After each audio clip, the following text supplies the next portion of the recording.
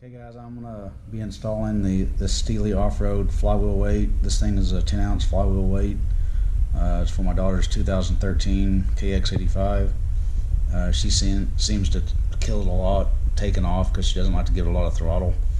And so I just thought this might give her a lot more low-end torque. But you'll need a few things for the install. You need a piece of rope that's just to put inside the spark plug hole for whenever you torque it back up to specs if you don't have a flywheel tool holder. You'll need a 8mm or a 5/16 socket to remove the side cover and the fenders. Torque wrench for torquing everything back to specs. An impact, you can use a air impact, but I have an electric one, so I'm going to use it. And a 14mm for removing the original flywheel weight nut or flywheel nut. Some Loctite if you want to use it for reassembly. Quarter inch ratchet. I always like to tighten up the little bolts with the quarter inch ratchet so you don't strip them out. And a 13/16 for removing the spark plug. So let's get started. Okay, I'm going to start by removing the side cover on the left side. Let's use the impact driver to just speed everything up a little bit.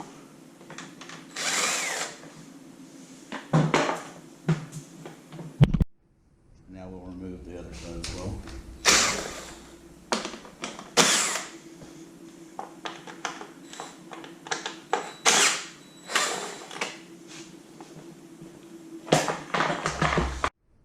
Okay, you want to remove the spark plug wire, get it out of the way, and then remove the spark plug. I always just found it's easier to use a wrench because they're not very tight.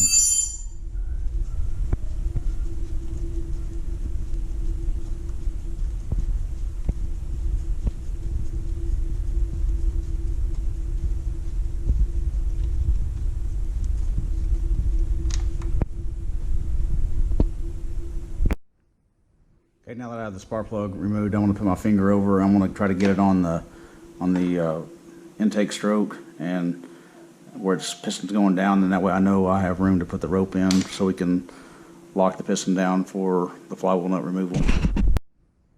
Let's get a nylon rope and just cram it in there a little bit. This just prevents you from flywheel turning whenever you're trying to loosen it up. Put the rope in and just bump it over until your Kickstarter won't go anymore. Then that way you know the piston's at top dead center. And here's where the rope's going to come in handy, because if you can turn it where the piston goes down and it turns, but you go back this way and it actually stops, that's because the rope is compressed up in here to keep it from turning over. These aren't very tight, so.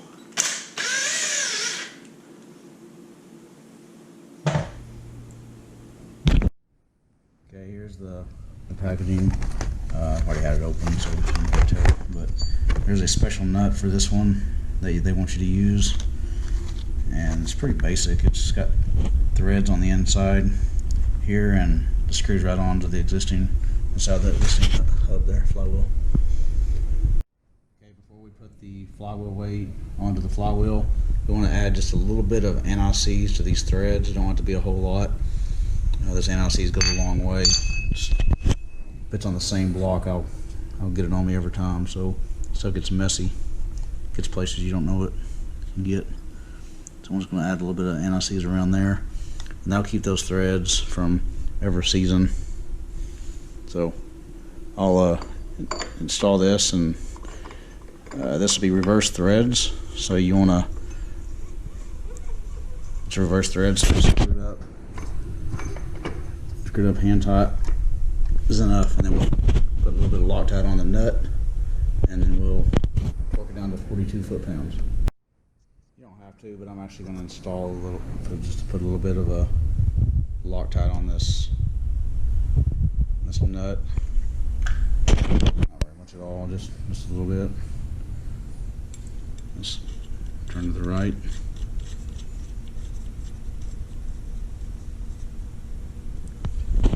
Don't leave it to stick out, but that's enough to get a socket on it, so we'll tighten that to 42 foot-pounds.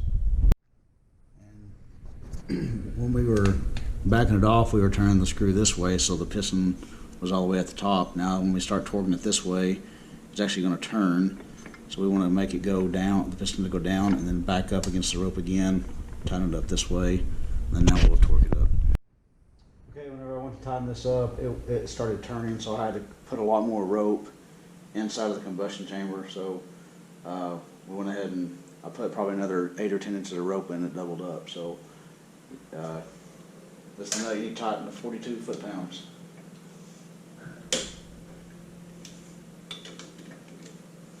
And then now we'll reassemble everything. Now let's come around back to the other side. And pull this rope out. It's going to be hard to pull out because you're compress the piston up against it. So all you got to do is hit your Kickstarter just to make the piston go down a little bit to relieve the pressure off the rope, and it should pull it out. And now we're going to put this flywheel cover back on. Make sure the gasket's good. If you damaged it, just replace it before you put it back together. You want to keep this stuff pretty clean in there. I'm going to start all these by hand, and then I will tighten them up with, or I'll run them down with the impact, and then I'll tighten them up with a 1/4 inch ratchet.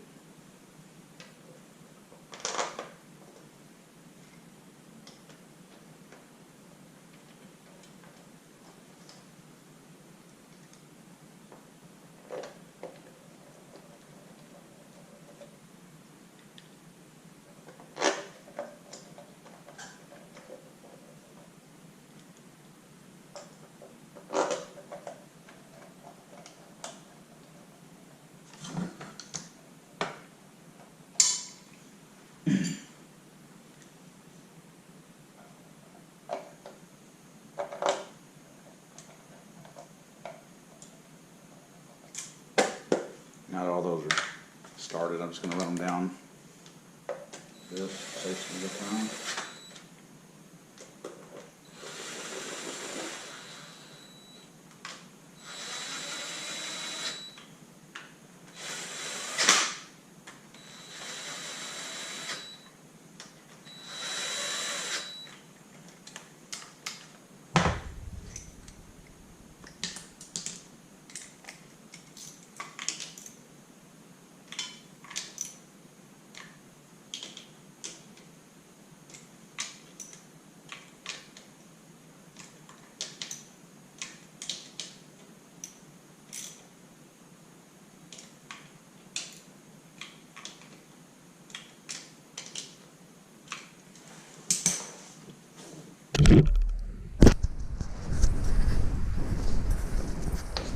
And now we'll put a new spark plug in. I've got a new spark plug gapped. I'm gonna always put just a touch of anti-seize on the threads of this as well.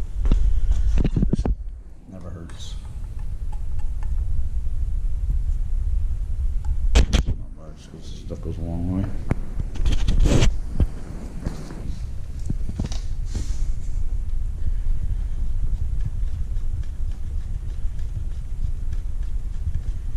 And I notice on these new plugs, you always got to reflatten the washer the first time, torque it up a little bit more than you usually would. And then it just takes a little bit more to tighten it up.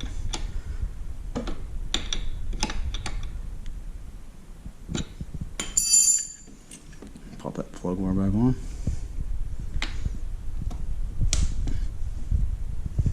And we'll reinstall the fenders.